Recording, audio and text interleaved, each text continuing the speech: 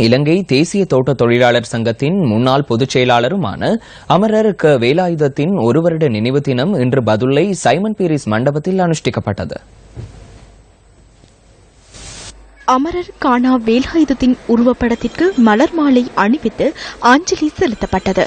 இதன்போது உவா மாகாண முதலமைச்சர் சாமர சம்பத் தசநாயக்க மற்றும் ராஜாங்க அமைச்சர் டிலான் பெரேரா உள்ளிட்ட பல அரசியல் பிரமுகர்கள் கலந்து கொண்டிருந்தனர். நான் கற்றுக்கொண்ட பாடங்கள் கடந்த 36 வருடத்தில் கற்றுக்கொள்ளாத பாடத்தை இந்த ஒரு வருடத்தில் கற்றுக்கொண்டேன்.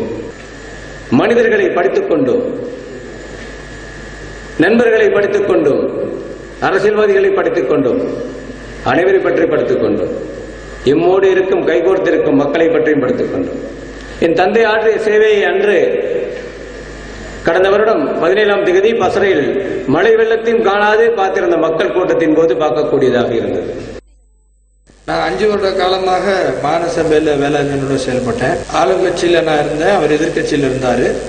ஆளுங்கட்சிக்கு எதிராக பேசாம ஆளுங்கட்சி எந்த முறையில் செஞ்சா மக்களுக்கு அந்த நல்ல திட்டங்கள் போய் சேரும்னு சொல்லி ஆளுங்கட்சியை வழி நடத்தக்கூடிய ஒருத்தராக தான் செயல்பட்டார்.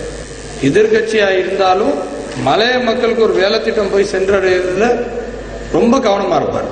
அவரோட சேவை வெறும் எல்ஜேடபிள்யூக்கு மட்டும் போகல, அனைத்து கட்சி அனைத்து மக்களுக்கும் மலைய மக்களுக்கும் சென்றடைச்சு, பெரும்பான்மை மக்கள் கூட போய் சென்றடைச்சு. கட்சிகள் அப்பாற்பட்டு கொள்கைகள் அப்பாற்பட்டு மக்களுக்கு ஒரு நல்ல விஷயம் கிடைக்குங்கிறப்ப அதுக்கு எந்த அளவுக்குனாலும் பாடுபட துணிஞ்சக்கூடிய ஒரு මෙරටේ ජාතික ප්‍රශ්නයට බලය බෙදීම පදනම් කරගෙන විසඳුමක් හොයන්න ඕනේ කියලා කතා කරපු මිනිස්සු.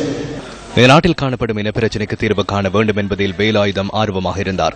ஸ்ரீலங்கா சுதந்திர கட்சிக்கு ஐக்கிய தேசிய கட்சியிலிருந்து யாரும் வந்தால் கவனிப்பு அதிகமாக காணப்பட்டது.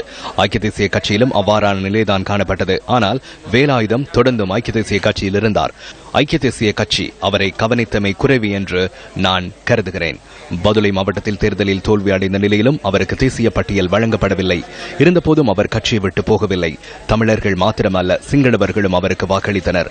சிரச ஊடகவியலாளர் ஜெய் ஸ்ரீரங்கா வேலாயுதத்துடன் சிறந்த நண்பராக காணப்பட்டார். நாங்கள் நிறைய சந்தர்ப்பங்களில் நாட்டின் அரசியல் விடயங்கள் உள்ளிட்ட பல்வேறு விடயங்கள் தொடர்பில் கலந்துரையாடினோம். தோட்ட தொழிலாளர்களின் பிரச்சினைக்கு பாராளுமன்றத்திற்கு பெட்ரோல் எடுத்து செல்லாமல் அதற்கும் அப்பால் சென்று தூர நோக்குடன் பிரச்சினையை தீர்ப்பதற்கான வழியை வகுத்திருப்பார். 1000 ரூபாய் சம்பள உயர்வை கோரி 7 நாட்களும் வீதியில் தோட்ட தொழிலாளர்கள் இருக்கின்றார்கள். இன்று வேலாயுதம் இருந்திருந்தால் 2 நாட்களில் பிரச்சனையை தீர்த்திருப்பார். சுமார் දවස් 7ම රුපියල් 1000ක පඩි වැඩිවීම ඉල්ලන. අද වේලායුධ හිටියා නම් දවස් 2 යනකොට වේලායුධ මැදිහත් වෙලා ඊපස්සේ විසඳනවා. ஒரு மனிதன் எவ்வாறு வாழ வேண்டும் என்பதற்கு எடுத்துக்காட்டாக விளங்கியவர் அமரர் வேலாயுதம் அவர்கள். இன்று அரசியலிலே கட்சி மாறுவதும் கட்சி விட்டு வேறு கட்சிகளுக்கு போவதும் ஒரு சர்வசாதாரண விடயமாக மாறி போயிருக்கும் இக்காலகட்டத்திலே அமரர் வேலாயுதம் அவர்கள் தனது கொள்கையிலே விடாப்பிடியாக இருந்து